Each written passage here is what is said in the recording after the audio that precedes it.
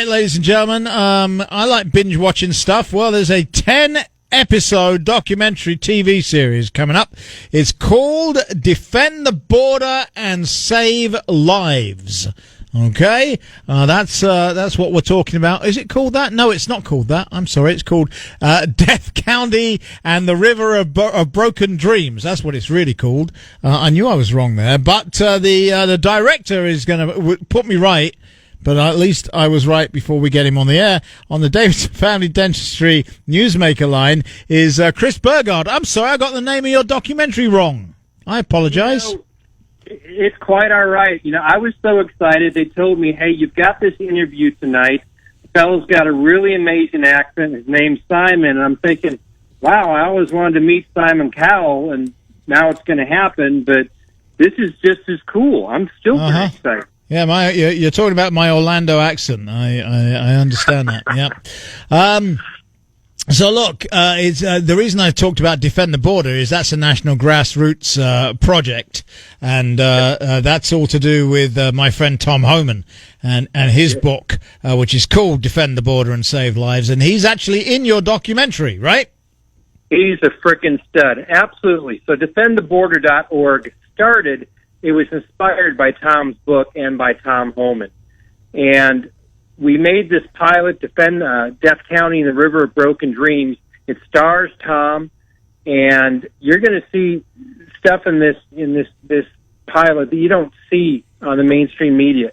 There are three takeaways, that people are dying in large numbers, 100 miles, into our border here where I live in Texas. I picked up more bodies off my buddies' ranches it's just not cool. We've got small sheriff's departments that have to have their own morgues, and they're full right in the frickin' parking lot. You've got this last summer, I've been doing this 18 years. The bad guys we used to chase 18 years ago, they were coming across the border with drugs. Well, they're still bringing in a ton of drugs, but they're making more money selling children. And I just 2 weeks ago, I came across 2 loads of kids. It's just insane. And the other thing that people need to know is everything that's happening on the border, one, is completely done on purpose, and two, the children that we have, the hundreds of thousands of unaccompanied children in the United States of America, is by design. You will see in this episode that in 2015, then Vice President Joe Biden went to Central America, went on a campaign saying, give me your kids. He's even on the front page of La Prensa, and in Spanish it says, I will give refugios de menores. I will give refuge to your children. Get the children here, and families can come. And the result of that was in 2017-18, when those caravans were hitting our southern border under Trump, those were being financed and orchestrated by our own State Department and members of the Democratic Party. And the result of that is now, this far into Biden's administration, we have over 365,000 children. Think of that, 365,000 children with unaccompanied minors that have no parents here. There are children here without their parents, done on purpose by the Biden administration. In addition to those 365,000, they've lost another 90,000 that they don't know where they are. Right. And let me tell you, the first thing Biden did, why you knew this whole thing was a setup from the beginning, under Trump, in the old days, we'd rescue kids from the cartels, hand them over to Border Patrol, and we think, oh, they're safe. But back then, they could come up and they could say, oh, I'm Julio's dad. Okay, sir, sign here. You can have Julio, because none of these folks have IDs. So what happened is those kids would go right back into trafficking. So what Trump did is he put biometric standards in that you had to take a DNA test. And if your DNA test didn't match Julio's, you weren't picking that kid up. That was one of the first things that the Biden administration stopped doing when they came into power. And now you're seeing the result of it. I'm sorry, but God's children shouldn't be for sale. And right now, you, in effect, have Joe Biden as the largest child trafficker in the history of the United States, and his policies are aiding and abetting the cartels who are making more money selling children than they are drugs. We're talking to Chris Burgard. He is the director of this documentary series, and it is called Death County and the River of Broken Dreams. He's from Wisconsin, which, we'll forgive him for that, just. not when we play them, obviously. So he's from Wisconsin, and so he's a good Midwesterner. If people want to see this series, where can they do that? Thank you, Simon. They can go to defendtheborder.org. Defendtheborder.org, and they can see this for free. And please, after you see it, tell your friends, because this is something the mainstream media, I will tell you, there's a large network, a conservative news network. I won't tell you the name, but they sat on this for 10 months. And then when we went to go take it, there was another network, One American News Network. They wanted to show this. They threatened us if we took it out there. So that's why it's on the website. So this is stuff that the mainstream media does not want you to see.